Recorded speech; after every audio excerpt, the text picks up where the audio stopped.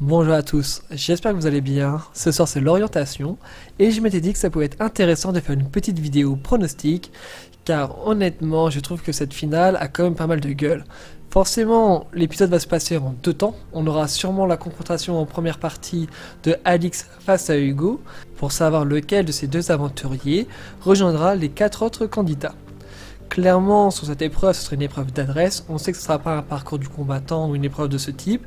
Et j'aimerais vraiment beaucoup que ce soit Hugo. Et d'ailleurs, pour moi, ce sera Hugo qui va gagner.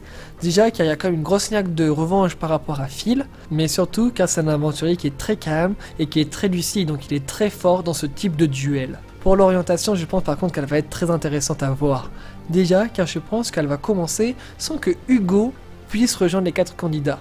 Peut-être que ce sera une forme de pénalité par rapport à lui, ou tout simplement pour garder du suspense par rapport à son arrivée dans la course d'orientation. Je pense que si Hugo sait quelle balise Phil a choisi, celui-ci prendra la même, tout simplement car il est vraiment rancunier par rapport à lui, car il lui a menti vraiment pendant toute sa réunification. On l'a bien vu au moment de l'interview de l'éliminer, vous savez quand le générique de fin est déroulé, et ben Hugo avait expliqué qu'il avait une grande rancœur envers Phil, car il lui a bien mis à l'envers, et en plus il s'était permis de faire le gigolo avec son petit collier d'immunité qui était faux, alors qu'il savait qu'il la mettait à l'envers à Hugo. Donc clairement Hugo aura la dent dure contre Phil. Mais du coup, qui pourrait bien être qualifié du coup pour les poteaux? Car pour le moment, ils sont toujours 5 candidats pour 3 places. Pour moi, c'est pas une surprise et c'est quasiment sûr qu'il sera sur les poteaux, c'est tout simplement Claude. Je me rappelle bien d'il y a 2 ans, la masterclass qu'il nous a fait. Il avait tellement trouvé les indices facilement qu'il était en train d'aider 2 aventuriers à essayer de trouver leur balise. Le deuxième candidat que je vois bien se qualifier et que j'aimerais énormément voir est tout simplement Hugo.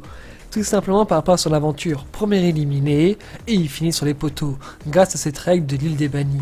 Mais clairement, pour lui, ce sera quand même pas facile, car je pense qu'il sera peut-être fatigué par rapport à l'épreuve de concentration qu'il a dû faire plus tôt dans la journée, ou tout simplement la veille par rapport à la temporalité qu'ils vont mettre dans l'émission.